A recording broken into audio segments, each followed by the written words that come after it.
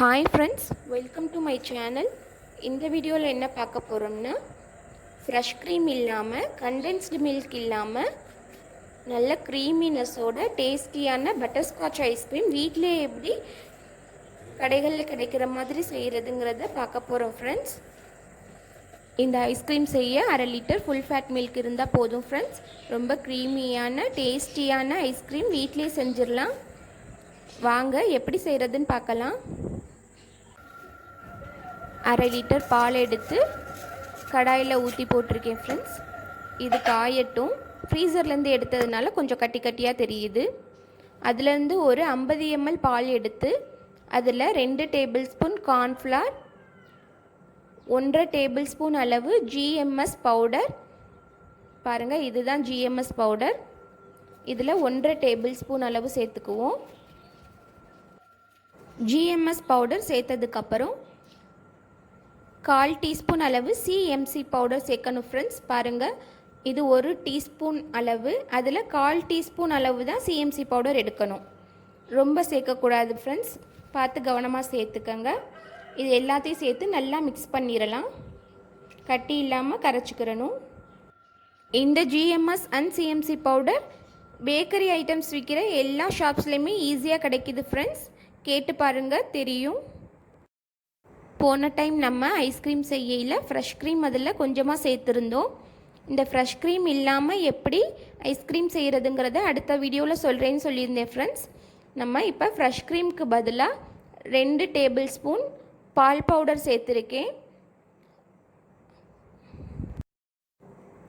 2லேருந்து 3 table spoon வரையும் சேர்த்துக்கலாம் friends.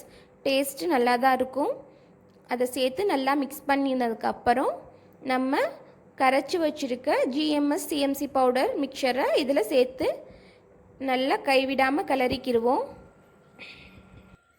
Cornflour சேர்த்துருக்கிறதுனால சீக்கிரம் கட்டி தட்டிடும் ஃப்ரெண்ட்ஸ். அதனால் நல்லா கிளறிக்கங்க. ஃப்ரெஷ் க்ரீமை விட பால் பவுடர் ஈஸியாக அவைலபிளாக இருக்குது ஃப்ரெண்ட்ஸ். அதனால தான் நான் உங்களுக்கு ஃப்ரெஷ் க்ரீம் இல்லாமல் செஞ்சு காமிச்சிருக்கேன்.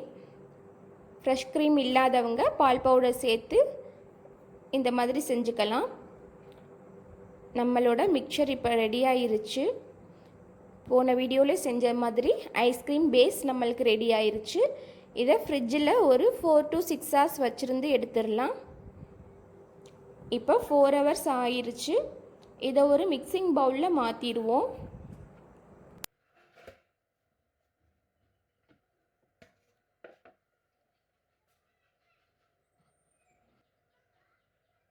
மிக்சிங் பவுலில் மாற்றினதுக்கப்புறம் இந்த மாதிரி ஒரு பாத்திரத்தில் ஐஸ் வாட்டர் எடுத்துக்குவோம்.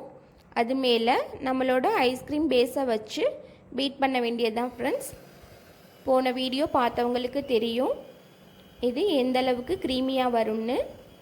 இதை பீட் பண்ணிக்கிடுவோம்.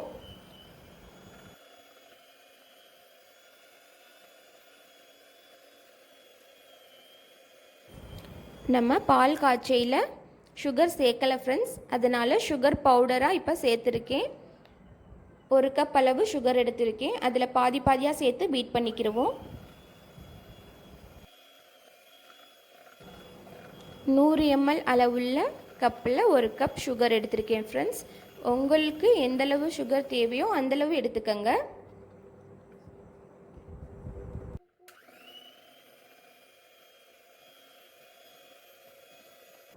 இப்போ நம்ம பட்டர்ஸ்காட்ச் ஐஸ்கிரீமுக்கு தேவையான பட்டர்ஸ்காட்ச் ரெடி பண்ணிக்கலாம். அதுக்கு 1 கப் அளவு சுகர் எடுத்திருக்கேன். 2 டேபிள் ஸ்பூன் அளவு தண்ணி சேர்த்துக்குவோம்.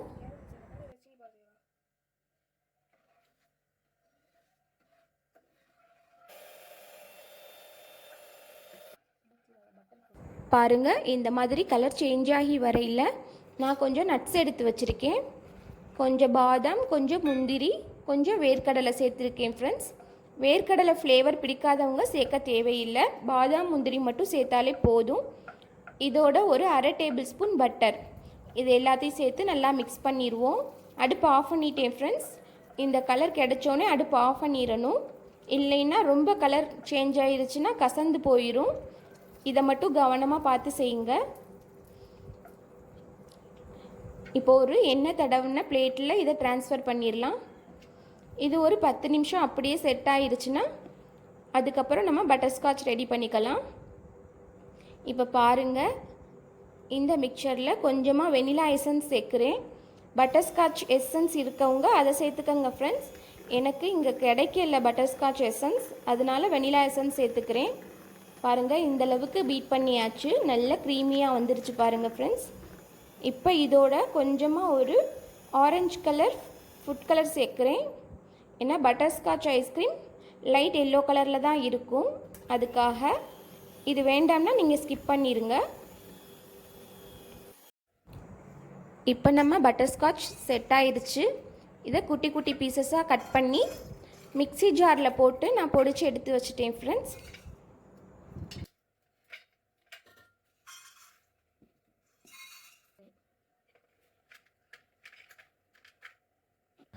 ரொம்ப நைஸாக பவுடர் பண்ணிடக்கூடாது ஃப்ரெண்ட்ஸ், 1-2 தான் பவுடர் பண்ணணும். அப்போ தான் அது வாயில் கடிப்படையில் டேஸ்ட் நல்லாயிருக்கும், அந்த பட்டர்ஸ்காட்ச் ஃப்ளேவரும் நம்மளுக்கு கொடுக்கும். இது எல்லாத்தையும் இப்போ சேர்க்க போகிறதில்ல, இதிலேருந்து ஒரு 2-3 டேபிள் ஸ்பூன் சேர்த்துக்குவோம். உங்களுக்கு பட்டர்ஸ்காட்ச் எந்தளவு தேவையோ அந்தளவு சேர்த்துக்கங்க. இதை சேர்த்து நல்லா மிக்ஸ் பண்ணி ஃப்ரீசரில் செட் பண்ணிட வேண்டியது தான் ஃப்ரெண்ட்ஸ். ஓவர் நைட் செட் பண்ணிவிட்டு அடுத்த நாள் பார்க்கலாம் எப்படி வந்திருக்குன்னு. இப்போ நல்லா மிக்ஸ் பண்ணிட்டேன். இதை பாதி பாதியாக பிரித்து வைக்க போகிறேன் ஃப்ரெண்ட்ஸ். இந்த டிஃபன் பாக்ஸில் பாதியும் நம்ம மிக்ஸ் பண்ண பவுல்லே பாதியும் வச்சுருக்கேன். இப்போ பாருங்கள், ஓவர் நைட் நல்லா செட் ஆயிருச்சு. இப்போ ஸ்கூப் பண்ணி பார்க்கலாம் எப்படி இருக்குன்னு. நீங்கள் ஃப்ரீசரில் செட் பண்ணையில் மேலே ஒரு அலுமினியம் ஃபாயில் ஷீட் இல்லைன்னா ஒரு கவர் போட்டு கவர் பண்ணி வைங்க ஃப்ரெண்ட்ஸ். அப்போ தான் கிறிஸ்டலைஸ் ஆகாமல் இருக்கும். இப்போ ஸ்கூப் பண்ணி காமிக்கிறேன். இது ரொம்ப ஓவர் செட் ஆகிருக்கு. ஒரு 5 மினிட்ஸ் விட்டால் ஈஸியாக ஸ்கூப் பண்ண வந்துடும். இப்போ நம்ம உடனே ஸ்கூப் பண்ணுறதுனால கொஞ்சம் கஷ்டமாக தெரியுது ஃப்ரெண்ட்ஸ். ஆனால் பாருங்கள், உள்ளெல்லாம் நல்ல க்ரீமியாக இருக்குது. உங்களுக்கே தெரியும் இது எந்தளவுக்கு க்ரீமியாக இருக்குன்னு. நீங்களும் இதே மாதிரி செஞ்சு பார்த்து டேஸ்ட் எப்படி இருந்துச்சுன்னு கமெண்ட்ஸில் சொல்லுங்கள் ஃப்ரெண்ட்ஸ். இந்த வீடியோ உங்களுக்கு பிடிச்சிருந்தா கண்டிப்பாக லைக் பண்ணுங்கள், உங்களோட ஃப்ரெண்ட்ஸ்க்கும் ஷேர் பண்ணுங்கள், மறக்காமல் சப்ஸ்கிரைப் பண்ணுங்கள்.